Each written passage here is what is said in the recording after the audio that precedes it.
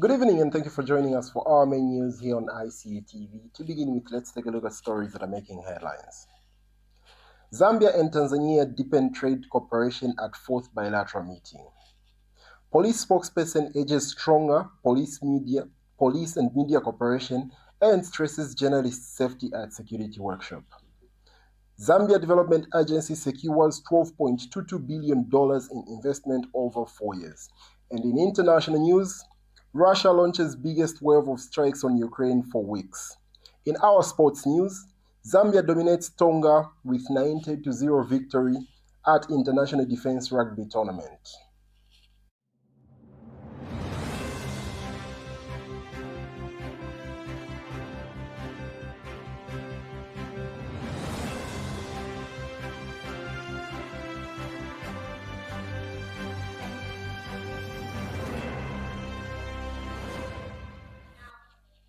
With the news in details, my name is Emmanuel Zimba. Zambia and Tanzania have reaffirmed their commitment to strengthening trade relations during the fourth Zambia-Tanzania bilateral trade senior officials meeting held in Nakonde, Muchinga province. Speaking at the meeting, Ministry of Commerce, Trade and Industry Permanent Secretary for Trade and Commerce, Mrs. Lillian S. Walia, emphasized the importance of continuous dialogue in addressing both trade and non-trade challenges to promote a more predictable and efficient cross-border trading environment. She highlights the meeting's role in advancing economic development between the two countries, aligning with Zambia's vision, aligning with the vision of the Zambian President Hakainde Hichilema and Tanzanian President Dr. Samia Suluhu Hassan to foster smooth trade flows. Ms. Walia praised the work of technical teams from both nations, whose preparedness laid the groundwork for productive discussions. She pointed to the importance of practical solutions that would enhance trade operations along the North-South corridor. Notable recent developments include Tanzania's donation of a cargo scanner to Zambia, aimed at improving inspection processes and reduce congestion at Nakonde border. The Permanent Secretary also reflected on past high-level exchange between the two heads of state, which have categorized progress in infrastructure and trade cooperation. Ms. Walia further acknowledges Tanzania's leadership during its chairmanship of African Continental Free Trade Area, AfCFTA, noting Zambia's ongoing role as the second vice chairperson of the AfCFTA Bureau. I would like to highlight that this high-level bilateral, I believe that we all know that we were mandated and directed by our heads of state to ensure that we deal with all challenges that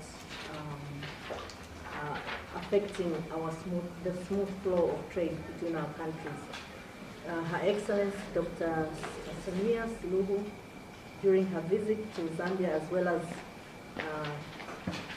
President Hakainde Hichilema during his visit to the United Republic of Tanzania, shared areas where they wanted us as technocrats to focus on, and one of them was to see how we can deal with issues that affect our trade. And true to their word, we have continued this discussion and we have made quite substantial progress in dealing with a number of issues.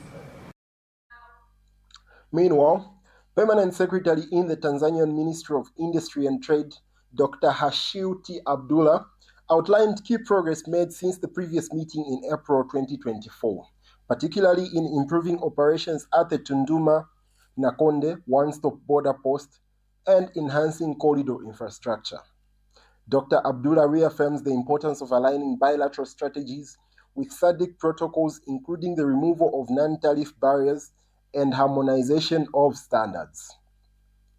He expresses optimism that continued collaboration and dialogue would help tackle emerging trade issues and solidify the gains made, ultimately ensuring a reliable and competitive corridor for regional trade. This is according to a statement made available to Icu TV, Ministry of Commerce, Trade and Industry Principal Public Relations Officer, Evanes Nankala.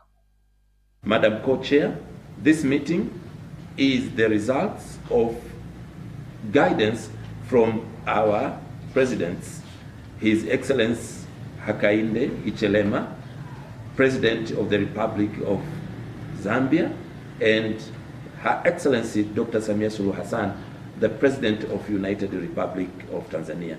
As correctly said by yourself, during the meeting when they had, they guided us and gave us directives to sit, discuss, and solve all pending NTBs between our two countries for the benefit of our business community and the people of our two countries as a whole.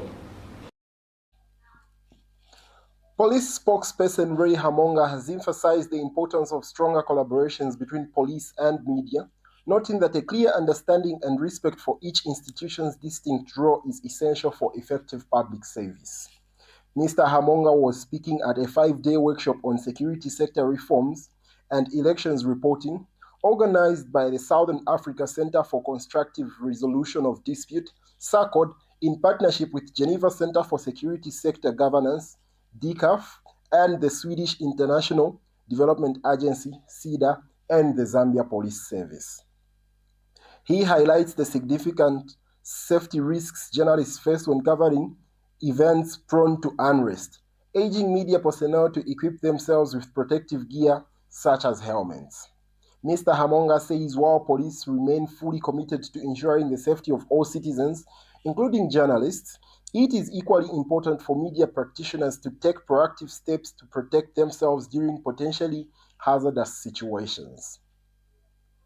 Addressing the frequent tension between the two institutions, Mr. Hamonga explained that these often stem from misunderstandings about each other's responsibilities and suggests that improved communication could help resolve such conflicts.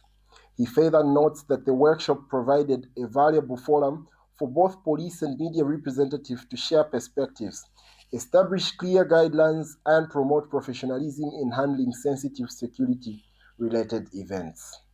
Mr. Hamonga expresses hope that the lessons learned during the training will lead to more effective cooperation, benefiting both the media's role in informing the public and the police's mandate to maintain order.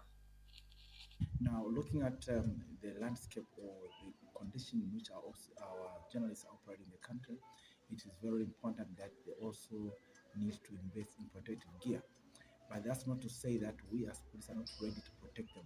We are saying they also need to have protective gear such as helmets to protect them like in instances where they are riots, because we have seen that when they come for these events or they want to cover such an event, they come unprotected, which is not good for them.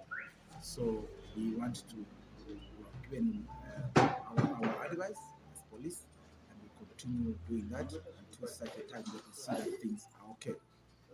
As regards to the seemingly bad relationship with the police and the media, we want we have also discussed that, and what we are saying is what is important is each one to know each other's role. The police is there to protect the public. The media is there to cover the public or inform the public. And then how is it that two institutions that both claim to serve the same public are at loggerheads? It's because we do not understand each other's role. Once we understand each other's role, we find that things just fall in place. The media will be able to carry out their activity, as well as police will be able to carry out their activity. Where we have skirmishes or differences in areas where we have things like riots and also VIP protection. So we have streamlined and given out information of how the media need to handle themselves in such situation, and also our officers, how they need to treat the media in such. In other news, Nesto Zambia has been ordered by the Supreme Court to pay 13.8 million kwacha in taxes to the Zambia Revenue Authority ZRA following a long-standing legal dispute over transfer pricing. ZRA Corporate Communications Manager Oliver Nzala stated that the ruling follows a transfer pricing audit which revealed constant losses reported by Nesto Zambia from 2010 to 2014, prompting the authority to assess a gross tax of 13.860 million I beg your pardon, 13,860,103. Mr. Nzala explains that while Nestor initially appealed the assessment through the Tax Appeals Tribunal and succeeded on 5 out of 6 grounds, ZRA took the matter to the Supreme Court, challenging the tribunal's decision. He notes that ZRA argued the tribunal had improperly shifted the burden of proof and misinterpreted established global transfer pricing principles. Mr. Nzala adds that the Supreme Court, through Judge Kajimanga Kabuka Chisanga, ruled in ZRA's favor, finding the authority's position well supported by evidence presented during the trial.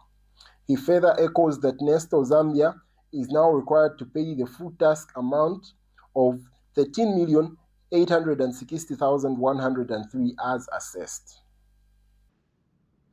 As an authority, we are happy and we welcome the ruling by the Supreme Court of Zambia, in this case where the Zambia Revenue Authority and the government of the Republic of Zambia will be able to recover lost revenue amounting to slightly over 13.8 million. We will continue ensuring that all eligible taxpayers, be it in the informal sector, small and medium taxpayers, including the large, all pay their fair share of taxes, and would like to implore all taxpayers in actual sense that they need to ensure that you do the correct thing, make correct declarations. And of course, for the large taxpayers, of course, this is a case of transfer pricing. We want to ensure that they're doing the right thing, regardless of the status of the taxpayer. We just want to implore all the taxpayers to ensure that the correct thing is done, the right taxes are paid, correct declarations are also made to the Zambia Revenue Authority. One of the things that we do as an authority is to ensure that we encourage these taxpayers to always check their books, check with your accountants and all those members of staff within your institution that are in charge of your taxpayers to ensure that they do the correct thing. So this is a welcome ruling on behalf of the ZRA and the people of Zambia, just to ensure that the correct taxes are recovered. The Zambia Development Agency ZDA attracts investment totaling $12.22 billion over the last 4 years. Speaking during a press briefing in Lusaka today, ZDA Director General Albert Harwampa disclosed that the investment were part of a broader commitment of $86.2 billion recorded during the same lifetime. Mr. Harwampa indicated that the investment were monitored across 567 companies by the agency. He highlighted that the mining sector revealed the largest share with $4.77 billion, followed closely by the manufacturing sector at $4.14 billion. Mr. Harwampa credited the increase in investment to Zambia's stable microeconomic conditions and fiscal policies alongside effective government initiatives. Vice President Mutalo Nalumango has urged Japanese companies to invest in Zambia, citing the country's peaceful environment and vast mineral wealth. Speaking in Yokohama during a bilateral meeting with Japanese Prime Minister Shigeru Ishiba, Mrs. Nalumango said Zambia offers a secure and stable climate for investment, especially in critical minerals and technology partnership. She thanked JICA for its ongoing support in sectors such as health, agriculture, and renewable energy. Prime Minister Ishiba described Zambia as a strategic African partner and reaffirmed Japan's commitment to deeper cooperations, including mineral exploration through agencies like JOGMCE. The meeting took place on the sidelines of the TICAD 9 summit, where both leaders celebrated 60 years of diplomatic ties between the two countries. We go for our first break. Do stay with us as we bring to you more in our local stories. Welcome to Zambia, a land of breathtaking natural wonders and diverse cultures. home to the Victoria Falls, one of the 7 wonders of the world. Zambia boasts a rich cultural heritage, captivating wildlife and a promising future. Zambia is a nation rich in both history and modernity. In the heart of Zambia lies Lusaka, the capital and largest city located in the southern part of the Central Plateau. Lusaka is one of the fastest developing cities in Southern Africa. With a population of about 3.3 million, Lusaka is a center of both commercial and government in Zambia and connects to the country's 4 main highways, heading north, south, east, and west. Lusaka has several cultural facilities such as museums and galleries, which include Lusaka National Museum and Henry Tayali Gallery. The city also has several parks such as Mundawanga Environmental Park, Lusaka National Park, and Chaminuka Nature Reserve that offer visitors a chance to see wildlife up close. Within this dynamic city lies the Information and Communications University, ICU, a place where educational traditions merge with future-focused learning, a place where innovation and research thrive. With a commitment to providing industrial-oriented academic qualifications, ICU stands as a beacon of higher learning education in Zambia, serving over 5,000 students on both distance and full-time learning modes. But what sets ICU apart? It's our core values. At ICU, we cherish freedom of thought and expression, foster innovativeness and creativity, uphold good governance integrity, promote teamwork, professionalism, and responsible citizenship. We believe in strengthening national cohesion and inclusiveness. Our programs are designed to nurture problem-solving skills, a vital asset for job creation in Zambia. We emphasize critical thinking, creative reasoning, and informed decision-making. Our vision is clear: to be a leading provider of quality education across Africa. Our motto: delivering an ICT-enabled education with excellence.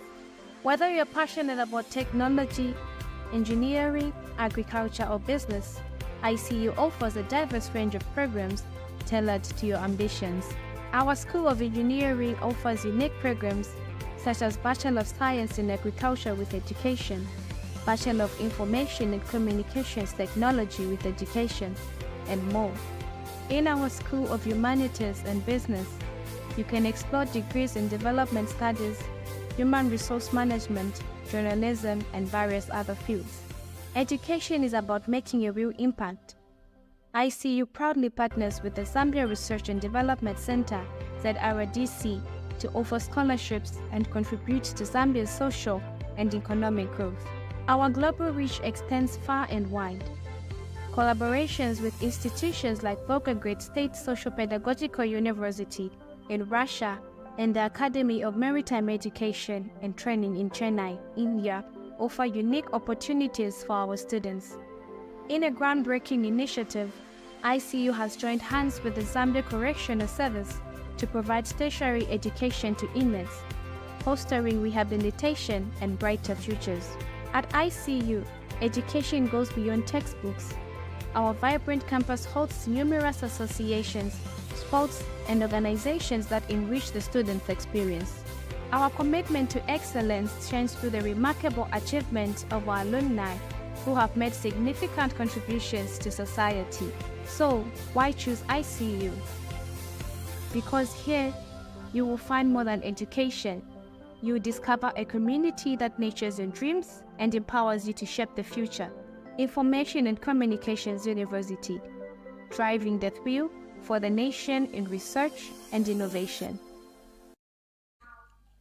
Thank you very much for staying with us, and now for the rest in our local stories. Civic leaders in Chawama constituency have commended the government for its continued investment in healthcare infrastructure through the Community Development Fund (CDF). Following the successful construction of 2 new maternity annexes in the area. The facilities, Balmora Maternity Annex in John Howard Ward 3 and Freedom Maternity Annex in Lilai Ward 4, were constructed at a combined cost of over 3.3 million kwacha. They are expected to significantly improve access to maternal health services for expectant mothers and newborns in the constituency. The initiative is part of government's broader commitment under President Hakainde Hichilema's directive to ensure all health facilities are equipped with maternal care units as part of efforts to improve healthcare delivery and reduce maternal and neonatal mortality rates.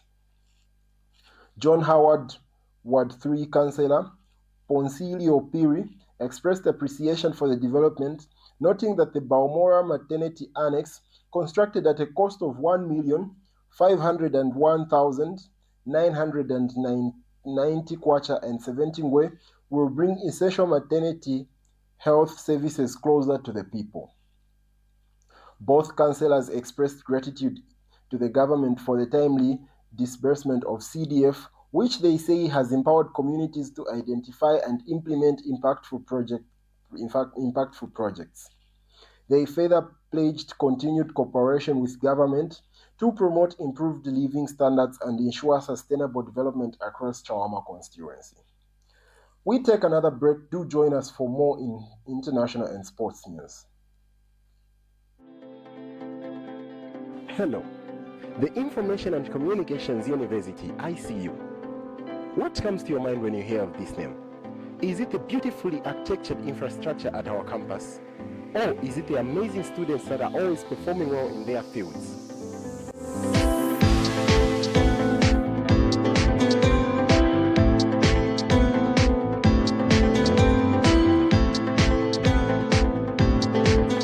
My name is Zimba Emmanuel, and I present to you Alumni Chronicles, a program that gets to look at all students that have passed through the corridors of ICU and are making an impact in society today. Join me every week as I sit down with former students and get to listen to them, what they have to say about life after they've been through the university. Remember, it's Icu TV every week.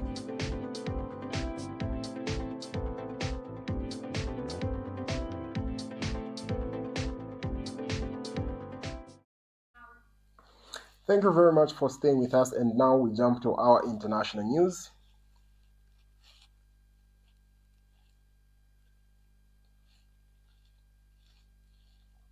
Russia has launched 574 drones and 40 missiles on Ukraine in one of the heaviest bombardments in weeks, Ukraine officials say.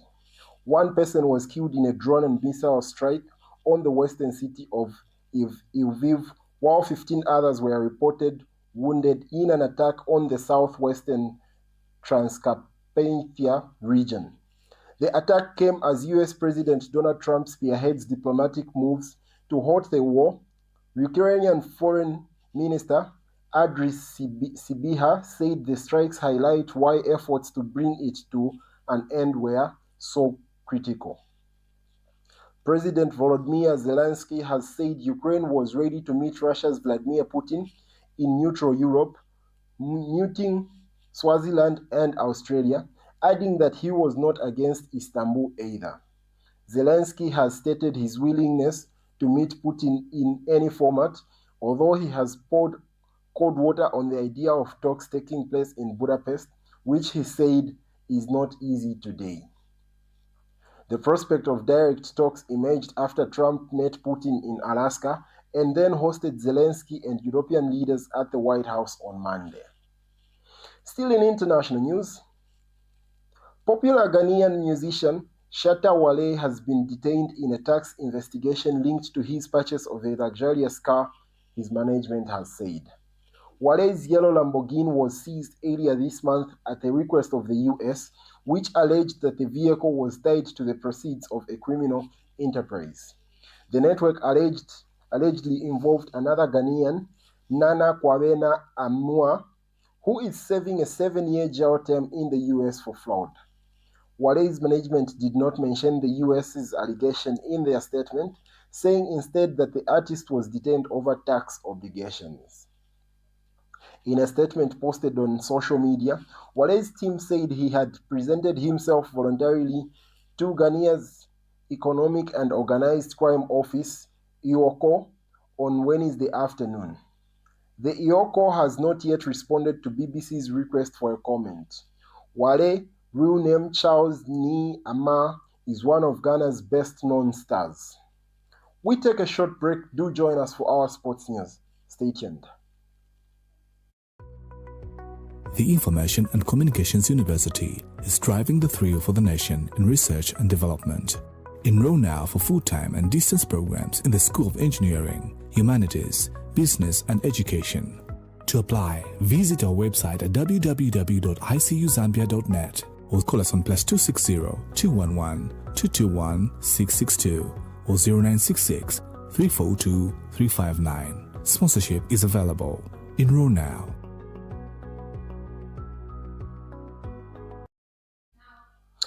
Thank you for staying with us, and now for our final item. Zambia made a powerful statement in the opening match at the International Defense Rugby competition in the United Kingdom, defeating Tonga with an overwhelming score of 90-0. Often referred to as the Military Rugby World Cup, the tournament runs until 2nd September and brings together armed forces teams from around the world.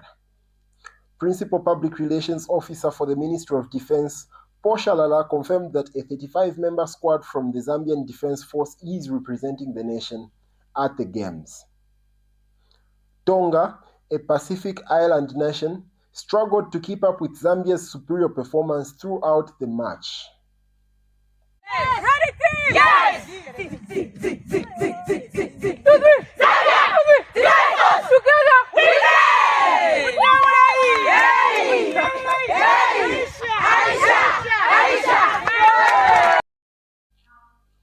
We Meanwhile, ZESCO girls have completed their final preparations ahead of their highly anticipated debut at the 2025 CAF Women's Champions League COSAFA qualifiers. The Zambian champions held their last training session earlier today at the UJ Stadium in Johannesburg, South Africa, as they prepare to face Namibia's Beauties FC in the opening Group A fixture this Friday at 12 hours. Both sides are making their debut appearance at the regional tournament, setting the stage for a compelling contest between two ambitious teams. ZESCO are placed in Group A alongside Sundowns, Beauties FC, and Ntopwa FC of Malawi.